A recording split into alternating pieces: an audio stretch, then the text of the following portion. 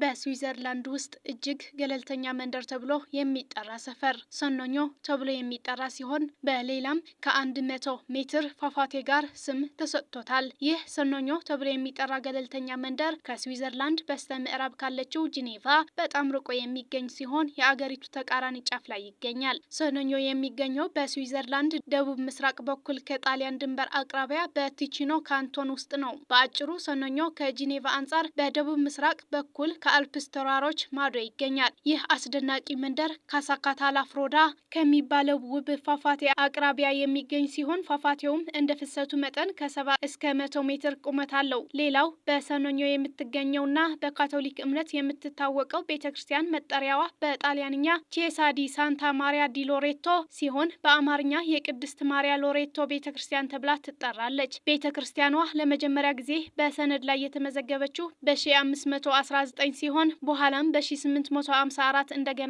ታድሳለች።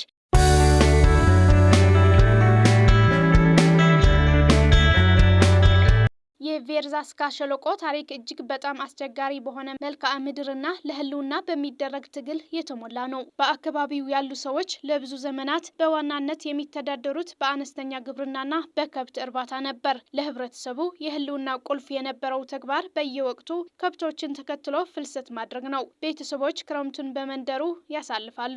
በጸደይ ወቅት ደግሞ ወደ መካከለኛው ተራራማ የግጦሽ መሬቶች ይንቀሳቀሳሉ። በበጋ ወደ ከፍተኛው የአልፕስ ተራራ ግጦሽ መሬቶች ይሄዱ ነበር። ከፍተኛ የኑሮ ጫናና የሀብት እጥረት በመኖሩ ብዙ ሰዎች በተለይም ወንዶች ወደ ሌሎች የስዊዘርላንድ፣ የጣሊያን ከዚያም በላይ ወደሚገኙ አገሮች ለስራ መሰደድ ተገደው ነበር። ይህ ሁኔታ እስከ 20ኛው ክፍለ ዘመን ድረስ የቀጠለ ነው።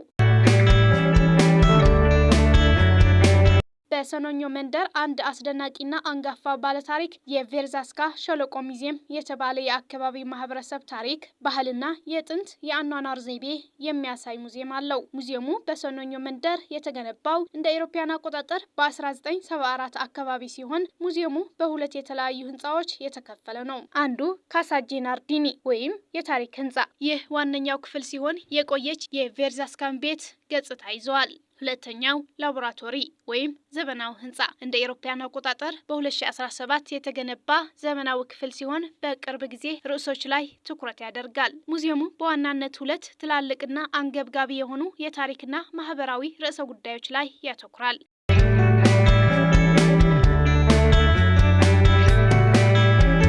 ሰኖኞ በትክክል ስንት ቱሪስት እንደሚጎበኘው ትክክለኛ መረጃ ለማግኘት አስቸጋሪ ነው፣ በተለይ ከሌሎች ትላልቅ የስዊዝ ከተሞች ሲነጻጸር። ሆኖም የሚከተለው ልብ ማለት ይገባል። ሰኖኞ በቬርዛስካ ሸለቆ የመጨረሻ መንደርና ዋና መዳረሻ ናት። ሸለቆው በአጠቃላይ በተፈጥሮ ውበቱ ይታወቃል። ቱሪስቶች ወደ ሸለቆው በአጠቃላይ በከፍተኛ ቁጥር ይመጣሉ። ግን ሰኖኞ በከፍተኛ የቱሪስት ፍሰት የምትታወቀው በበጋ ወራት ነው። በተለይም ቅዳሜና እሁድ የትራፊክ ፍሰት ይጨምራል። አጠቃላይ አሃዝ ባይኖርም መንደሯ ለቱሪዝም ትልቅ መሰረት እንደምትሆንና በአካባቢው ኢኮኖሚ ውስጥ ከፍተኛ ድርሻ እንዳላት መረዳት ይቻላል።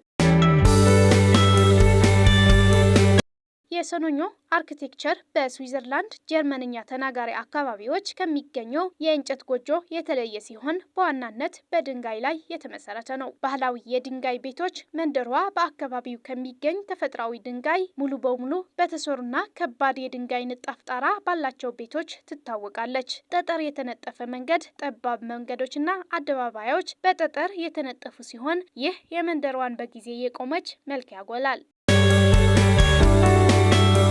የአካባቢው ቤቶች በመስኮቶቻቸው ላይ በሚደረጉ ባለቀለም አበባዎችና በአካባቢው ተፈጥሯዊ የድንጋይ ግድግዳዎች ምክንያት ውብና ሰላማዊ ናቸው።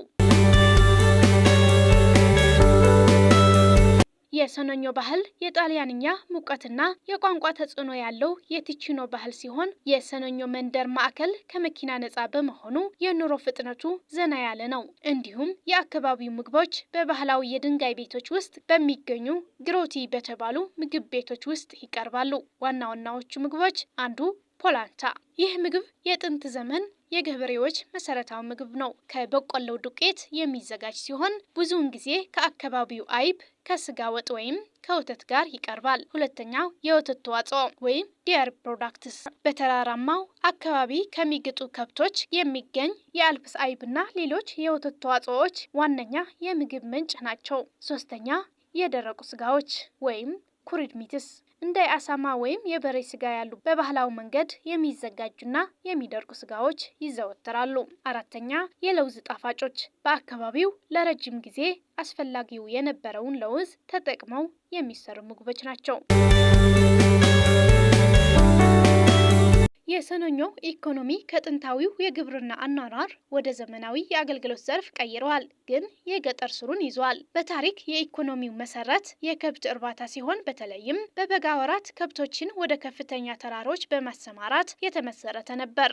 በአሁኑ ጊዜ የሸለቆው ዋና የገቢ ምንጭ የቱሪዝም ዘርፍ ነው። መንደሯ ለጉዞ ወይም ለሃይኪንግ፣ ለተፈጥሮ ፎቶግራፍ፣ ለሰላማዊ የእረፍት ጊዜ ተመራጭ በመሆኗ የአካባቢው ሰዎች በሆቴል፣ በሬስቶራንት፣ በሱቆችና በቱሪስት አገልግሎቶች ይተዳደራሉ። እንደ የሱፍ ቤት ያሉ ማዕከላት የአካባቢው ባህል የሚያንጸባርቁ የእጅ ጥበብ ምርቶችን በመሸጥ ኑሮን ይመራሉ። ጥቂት ነዋሪዎች በአካባቢው አስተዳደር ወይም አገልግሎት ሰጪ ተቋማት ውስጥ ይሰራሉ። በመንደሩ ውስጥ የስራ ዕድል ውስን በመሆኑ ታሪካዊ ስደት ኢሚግሬሽን አሁንም ተጽዕኖ አለው። ብዙዎች የተሻለ ስፍራ ፍለጋ ከአካባቢው ይወጣሉ። በሰኖኞና በአጠቃላይ በቬርዛስካ ሸለቆ የሚኖሩ ሰዎች መጠሪያ በጣሊያንኛ ቋንቋቸው ይጠራል። ቬርዛስኬሲ ተብለው ይጠራሉ። ይህም የቬርዛስካ ሰዎች ማለት ነው። በካንቶኑ መጠሪያ ደግሞ ቲችኔሲ የቲችኖ ሰዎች ይባላሉ። በቋንቋቸው ደግሞ ጣሊያንኛ ተናጋሪ ስዊዝ በመባል ይታወቃሉ።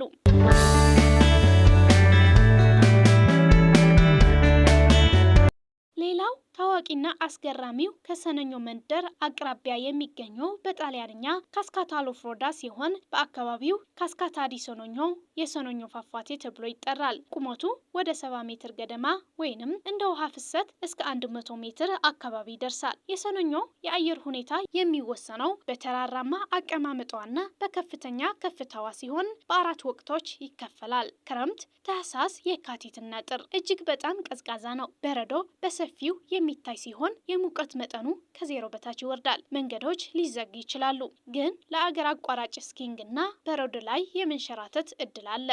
ጸደይ፣ መጋቢት እስከ ግንቦት ሙቀት መጨመር ይጀምራል። ይህ ወቅት ፏፏቴው በብዛት የሚሞላበት ወቅት ነው፣ ምክንያቱም የበረዶው መቅለጥ የሚጀምረው በዚህ ጊዜ ነው። የአየር ሁኔታው ያልተረጋጋ ሊሆን ይችላል። በጋ ሰኔ እስከ ነሐሴ አንጻራዊ ሙቀት ያለውና ለጉብኝት ምቹ ወቅት ነው። በቀን የሙቀት መጠኑ ወደ 20 ዲግሪ ሴንቲግሬድ ወይም 68 ዲግሪ ፋራናይት አካባቢ ሊደርስ ይችላል። ነገር ግን ምሽቶች ላይ በጣም ሊቀዘቅዝ ይችላል። ይህ ለጉዞና ለተፈጥሮ እይታ አመቺ ወቅት ነው። መኸር መስከረም እስከ ህዳር አየሩ እየቀዘቀዘ ይሄዳል፣ ግን ተራራማው አካባቢ በዛፎች ቅጠል ቀለም መለወጥ የተነሳ በጣም ውብ ይሆናል። የዝናብና የበረዶ ስጋት መጨመር ይጀምራል። በአጭሩ ሰኖኞ በተራራ ሸለቆ ውስጥ የምትገኝ በመሆኗ አየሩ ከሌሎች ዝቅተኛ ከተሞች በአብዛኛው ቀዝቃዛ ሲሆን የሙቀት መጠኑም በፍጥነት ይለዋወጣል። ፏፏቴው በጸደይና በበጋ መጀመሪያ ላይ በኃይል ይፈሳል።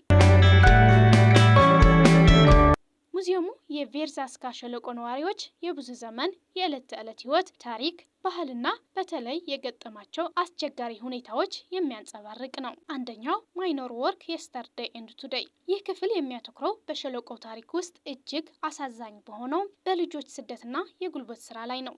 የጭስ ማውጫ ጠራጊ ልጆች ወይም ቺምኔ ስዌፕስ በ19ኛውና በ20ኛው ክፍለ ዘመን መጀመሪያ አካባቢ በሸለቆው ውስጥ ከፍተኛ ድህነት ስለነበረ ብዙ ቤተሰቦች ወጣት ልጆቻቸውን በተለይ ወንዶችን ወደ ጣሊያን ከተሞች በተለይም ወደ ሚላን ይልኩ ነበር። እዚያም በጭስ ማውጫ ጠራጊነት እጅግ አስቸጋሪ አደገኛ ስራ እንዲሰሩ ይገደዱ ነበር። ሙዚየሙ ይህን ታሪክ የሚዘክረው የልጆችን መብት በማጉላት ነው። ሁለተኛ ኤግዚቢሽኖች። ክፍሉ በተለምዶ የቬርዛስካ ቤት ክፍሎች ወጥ ቤት፣ መኝታ ቤት፣ ትምህርት ቤት ያሳያል። በተጨማሪም ልጆቹ የገጠማቸው ሁኔታ የሚያሳይ በይነ ተገናኝ ወይም ኢንተርአክቲቭ ትልቅ መጽሐፍ በተለምዶ ፈርታይል ኔሪ ጥቁር ወንድማማቾች የተሰኘው ልብ ወለድ የሚያሳይ ይገኝበታል።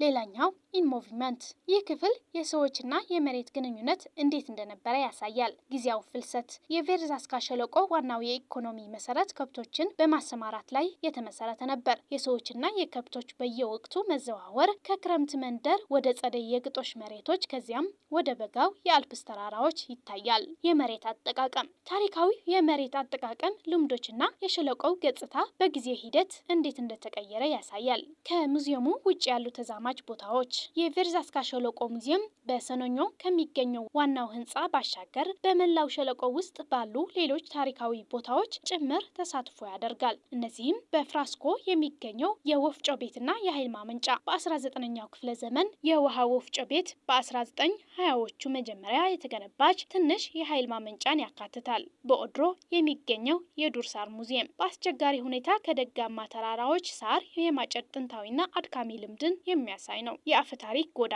በሸለቆ ውስጥ የሚገኙ የአካባቢው አፈ ታሪኮች የሚያሳዩ የጉዞ መስመሮች። በአጠቃላይ የቬርዛስካ ሸለቆ ሙዚየም የሰኖኞና የአካባቢው ገጠራማ ማህበረሰብ ጠንካራና ፈታኝ ታሪክ ለመረዳት ቁልፍ ስፍራ ነው። ውድ የግሎባል ቢዩቲ ቤተሰቦቻችን ቀጣይ የማን እናሳያችሁ? ላይክ፣ ሼር፣ ኮሜንት እንዲሁም ሰብስክራይብ በማድረግ ቤተሰብ ይሁኑ።